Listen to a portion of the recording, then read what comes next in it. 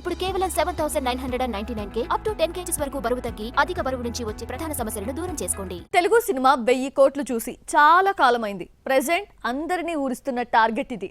హిందీలో జవాన్, పఠాన్ 1000 కోట్లు దాటి టాలీవుడ్ కి సవాల్ విసిరింది. మరి తెలుగులో 1000 కోట్లు కలెక్ట్ చేసే సినిమా ఏదవుతుంది? ఈ టార్గెట్ రేస్ లో 4 హీరోస్ ఉన్నారు. ఎవరు ఏ సినిమాతో వస్తున్నారో ఇప్పుడు చూద్దాం. తెలుగులో రాజమౌళి తప్ప మరో డైరెక్టర్ 1000 కోట్ల మార్క్ ని దాటలేదు. జక్కన్న ఆశీస్సులతో ప్రభాస్ బాహుబలి 2తో 1000 కోట్లు ఎలా ఉంటుందో ఇండియన్ సిల్వర్ స్క్రీన్ కు పరిచయం చేశాడు. ఆ తర్వాత RRR తో కంటిన్యూ చేయడంతో అందరూ ఇదే దారిలో నడవాలనుకుంటున్నారు. బాహుబలి 2 తర్వాత ప్రభాస్ నటించిన సాహో, రాధేశ్యామ్, ఆదిపురుష్ నిరాశపరిచాయి. దీంతో 1000 కోట్లు కాదు కదా, ఇందులో సగానికి కూడా చేరలేదు. ఎట్టకేలకు సలార్ 700 కోట్లు అందుకున్నా 1000 కోట్లు కలగానే మిగిలిపోయింది. నెక్స్ట్ మూవీ కల్కి పాన్ వరల్డ్ గా రిలీజ్ కావడంతో సినిమా హిట్ అయితే 1000 కోట్లకు ఛాన్స్ ఉంది. లేదంటే సలార్ 2 రిలీజ్ వరకు వెయిట్ చేయాల్సి ఉంది.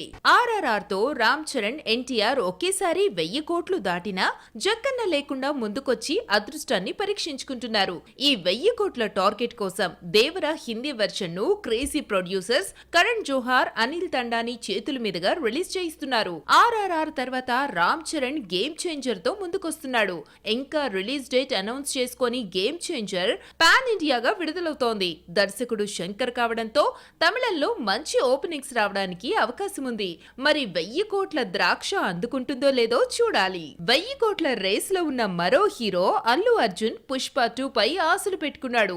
పుష్ప వరల్డ్ వైడ్ గా 360 కోట్ల గ్రాస్ ని కలెక్ట్ చేసింది. పుష్ప రిలీజ్ అయిన ప్రతి భాషలో లాభాలు తీసుకురావడం పుష్ప 2 హైప్ కు కలిసి రానుంది. పుష్పతో ఉత్తమ మ్యూజిక్ డైరెక్టర్ గా దేవిశ్రీ, ఉత్తమ నటుడిగా అల్లు అర్జున్ జాతీయ అవార్డులు అందుకోగా పుష్ప 2తో 1000 కోట్లపై కన్నేశారు.